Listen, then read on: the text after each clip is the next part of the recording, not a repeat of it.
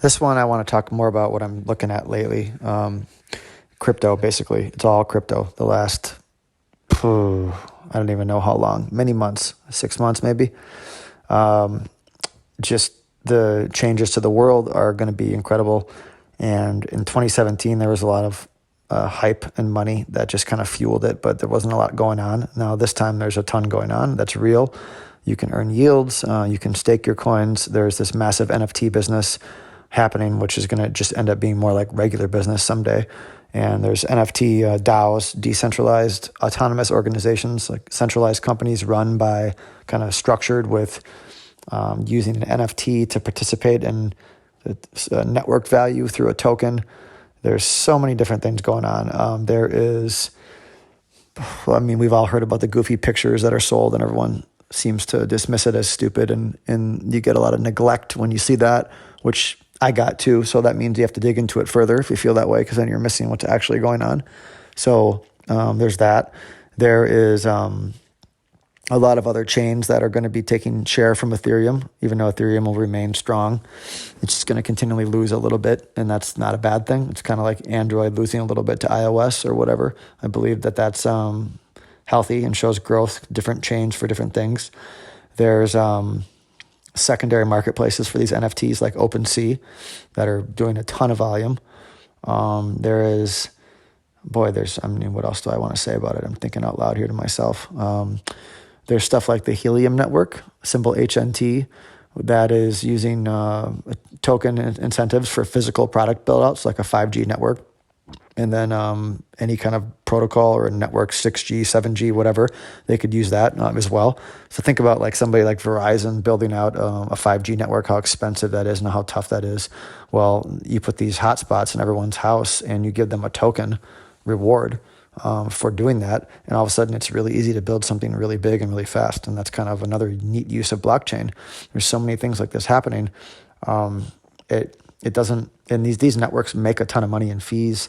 They're delivering a lot of value, and it's just kind of mushrooming. Gaming might be one of the biggest spaces where now all your artifacts, you own them yourself. You own your sword, you own your skin, you own your character.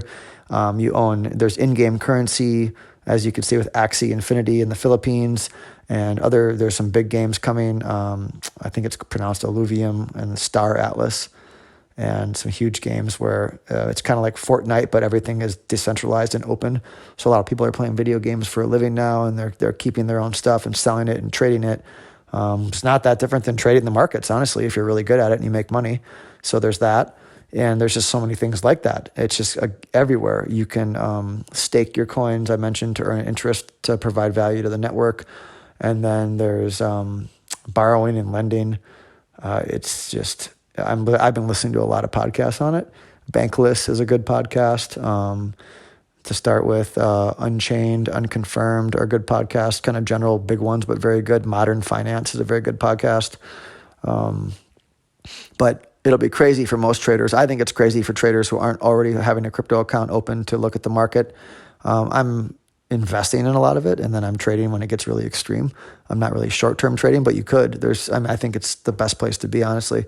But a lot of people still have that neglect and that inability to move out of what they're comfortable with. But soon, everyone will have a crypto account open because there's just too much going on not to. So eventually, I believe that it'll be reckless and irresponsible not to own some crypto. And this isn't really a new opinion, but this is just where I strongly believe in it, and I'm headed that direction as well. And I just find a lot of stuff to do in there. But there's going to be big crashes along the way because there's a lot of hot money and a lot of things happening very quickly. So then everyone kind of gets jammed up and stuck, and a lot of people don't think like a trader. And then there's a huge move down and then back up. So you have a lot of that going on. So it's going to be rocky. It's not going to be a straight line. But there's a lot of good stupid news trades in here. The China ban for the 50th time was a good stupid news trade. In Coinbase also, there was a couple good trades in Coinbase when you felt like it should have been going up, and then they rehashed some old headlines about getting hacked. That was just old news, really, and they did that at a kind of a key time when it had gotten beaten up a lot, and it flushed everybody out, and then that was the bottom.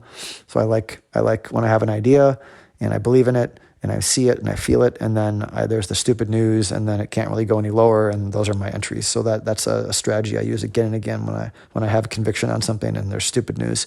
So I use that to get into some stuff recently, but it's lots of just continuing to learn. This is moving so fast, so I'm always trying to listen and learn and figure out where can I figure something new out. Where's there a new thing, a new coin to trade, a new project, a new game that's taking off, or something I see people doing in the real world that's changing in a big way.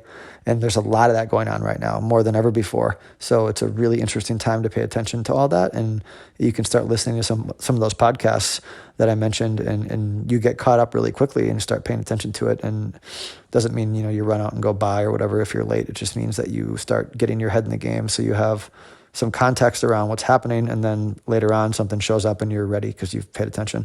And if you're not interested, then it's not probably a good thing to do, because do what you're interested in, which is, I think, the whole point of a lot of this is you're only going to have an edge when you really like what you're doing, or else it's just going to be competing with people who want to do it and they don't feel the time go by. Well, you're never going to compete with them because that's what they want to do. So this is, for me, this is exciting. So that's what I've been doing lately.